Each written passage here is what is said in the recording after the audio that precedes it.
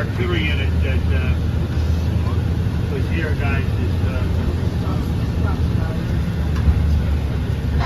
the only other artillery unit's right down below here. An Ohio artillery unit here. They're the only ones. There's no mine, but their defenders are being cleaned up. And they can only go forward. They couldn't shoot to the side. So, again, artillery has very limited use on this hillside. I'm guessing now. Zippler should have been up here. And he has another hill coming up on you know, if you go through the intersection here. Then we go through the intersection, you look down to your right, you can see the Tawny Town Road, how close we are. And, you know, so that's the only value I see to this hill. The Confederates could have actually captured one of the Union roads, which is right down there at the intersection. And that hill, he could have used this hill here, and he could have had them interdicting fire if they got down in that low area. The wheat field's right over there. They could have put cannons on this hill. They could have helped the guys in the wheat field a lot. They couldn't do that.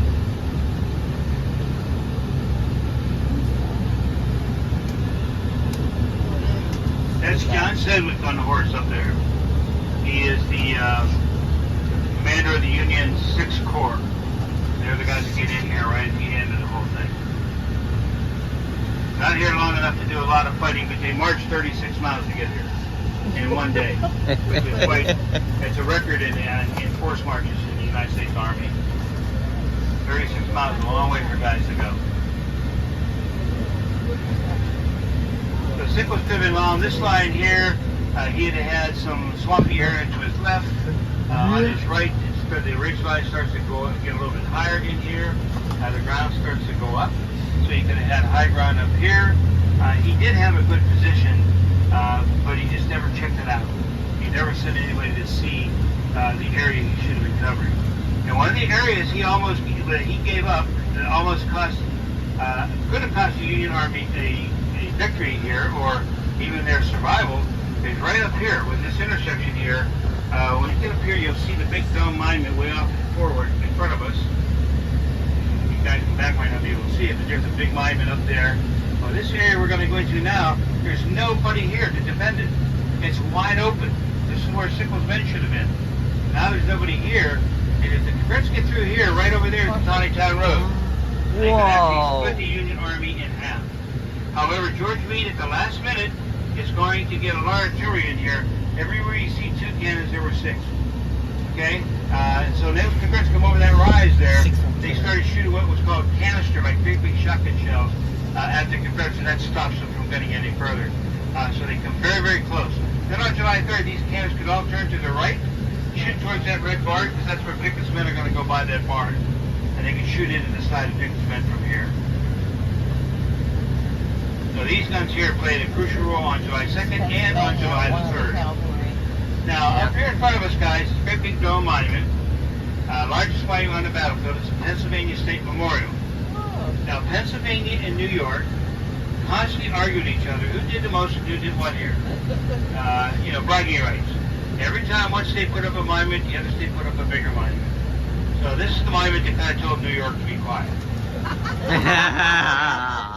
Largest monument, an observation deck up there. The statues are Union soldiers from the state of Pennsylvania who led soldiers here. The important part of the monument is the base, where you see all those bronze plates. And they have the names of every soldier from the state of Pennsylvania who fought here at Gettysburg. There's over 34,000 names on that monument. Oh my God. Of a 95,000 man army, 34,000 are from Pennsylvania, 37,000 are from New York. That's 2/3 of the army. Then the other 16 states make up the other third. But they were the two most popular states in the Union at that time, so they sent the most manpower to help the Union. On the Confederate side, it'd be Virginia and North Carolina, providing the most manpower for the Confederate armies. July 3rd, these men are going to come on both sides of that red barn, Midori barn. He thought this area up here was a weak spot. He only saw about 18 cannons in the field here. Didn't realize all the ones that down below here actually getting resupplied and everything. He only saw about 4,000 soldiers. Didn't see all the other ones down here getting new rifles and everything. And he also remembered on July the 3rd, Confederate soldiers from Georgia broke through up here where the group of trees are, which is known today as the high water mark, and held that position for a while before they finally were forced to retreat. And that's where the example Lee's army is just not big enough. They couldn't hold this position because they had no reinforcements. So Lee thought if less than 2,000 men can do I send 12 to 13,000 aiming for the same spot. But before I send those men across the field, I'll bombard this with as much artillery as I can. And that's his plan for July 3rd, which is the hottest of the 3 days. And at 1 o'clock, that tree line over there just exploded. So 137 Confederate guns opened up and shelled up and down this line here. And then after about 2 hours of that, the Confederates will come across the field that's covered in smoke and everything you can hardly see. And they'll charge up. Pickett's men are coming right here to your left. And they'll hit that stone wall where it sits right there. They'll crash into that wall. The fighting will be hand to hand. They'll break over. General Lowell Armistead will break over the line. He'll get as far as that little scroll monument is right there to your left. And that's where he gets shot in the leg and in the chest. And he, when he goes down, it's almost like a signal to everybody else, you're just not going to break this line. So those men who came over with him would surrender, and those on the other side would start to go back. Lee sent 12 to 13,000 men across the field that day, and just over 7,000 make it back to the other side. This will become known as the high water mark of the Confederacy. Not because of how far north they came, because they're almost up in the Harrisburg area. This represents the pinnacle strength of Lee's army. They'll never be this strong again. And from this point on, the strength of his army will just slowly ebb away. Lee came here with 74,000 well-fed, well-armed veteran soldiers, never expecting to lose. They're full of confidence, and they'll lose here for the first time. 22 months later at Appomattox Courthouse, Lee will now surrender just over 30,000 starving soldiers and a handful of bullets. The war of attrition finally takes hold. 2 key things happen to the Confederate States of America those first 4 days of July. Lee loses here at Gettysburg for the first time, and out in Mississippi, Vicksburg falls to Grant. Now the Mississippi River is in complete Union control, and the Confederacy is cut in half. Those 2 things together can be considered the turning point in the American Civil War. From that point on, it just slowly, the strength will just ebb away. If you fire the gun too often, remember I talked about you can't let the guns get too hot? Look at this cannon on your right-hand side. Look how swelled it up it is? And it's split on the bottom. You don't try to fire 3 shots a minute. You've got to get the gun down to cool off. Maybe once every 3 to 4 minutes is how you get a shot off. That'll be all right. Now, the Army's leaving, they don't clean up their mess. And Lee leaves here probably about 8, 9 o'clock in the evening during a very heavy, thunderstorm and downpour. He'll leave with his wounded person on a wagon train that will stretch for 17 miles. Then the rest of the Army will follow, and on the 14th of July, Lee will get his men back across the Potomac River, and his campaign will come to an end. And it is the most costly campaign ever fought by American soldiers in any war in our entire history. Over 51,000 Americans are killed, wounded, or taken prisoner here at Gettysburg. A very costly victory. Never happened, never that many casualties in one single battle again. Now, the Army's leave, it's up to the civilians to clean this all up. They got to come out here, they got to find, thousands of dead soldiers lying all over the place, wounded men all over, thousands and thousands of dead horses and mules. The stench is atrocious on the battlefield. It's very dangerous. They're cleaning up the field. A couple of men are trying to pull a shell from a building. The shell explodes and kills them. Another guy's got a shell and he's got a fuse stuck in it. He's trying to take the fuse out. It won't come out, so he comes up with a brilliant idea of slapping that shell up against a rock. Well, that doesn't work very well. Young boys, 8, 9, 10 years old, running around the battlefield, picking up rifles and playing with them, and a lot of these rifles are still loaded and ready to fire. And several boys will be very seriously injured by that. Now, over here to your right, this White House here is General Meade's headquarters, the Union commander. A couple boys were actually playing with a rifle in town that they found, and the rifle goes off, the bullet goes across the street into a window, and hits a lady sitting on her couch on the other side of the room and kills her. So it's actually more dangerous to the people after the battle than it was during the actual fighting.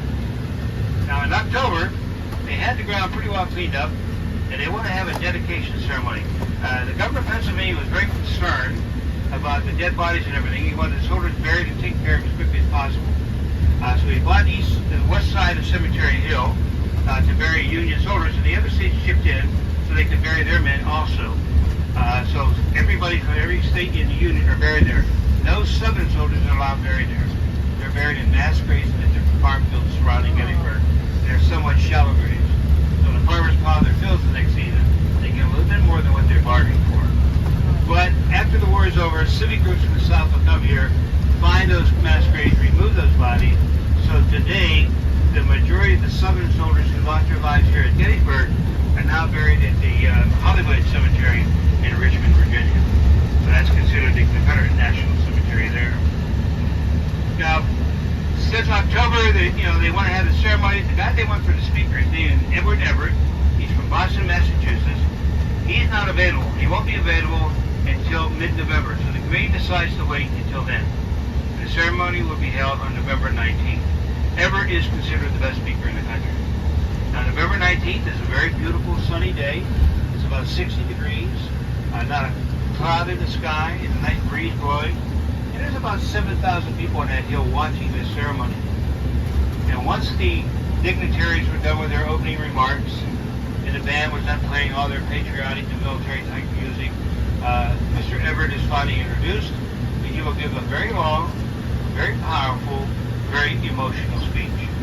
In some parts of the speech, he had people cheering, and other parts, he had people crying. He was the best speaker in the country.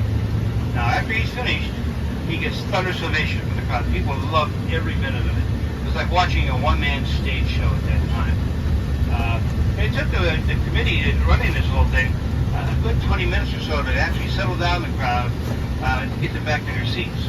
And as the last people finally got seated and back in their chairs and getting comfortable, Lincoln stood up, and 2.5 minutes later, he's sitting right back down.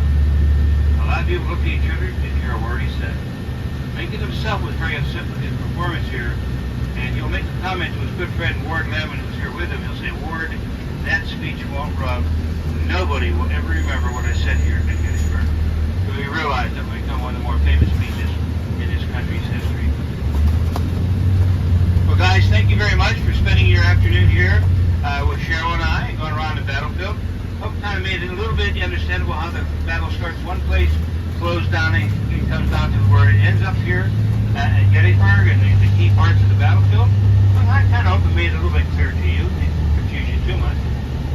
So if you've got a chance, you go back out and check some of those spots that we were able to spend a lot of time in, especially Little Round Top or at the angle down there where Pickett's Charge hit. If you've got to go home, guys, then have a very safe trip home. And thank you very much for coming here to Gettysburg. If anybody has any questions when we're done here, you can when we get off the bus, I'll be more than happy to answer your questions. Other than that, thank you very much, guys, and enjoy the rest of your day here. Okay, take care. Gee, I can't believe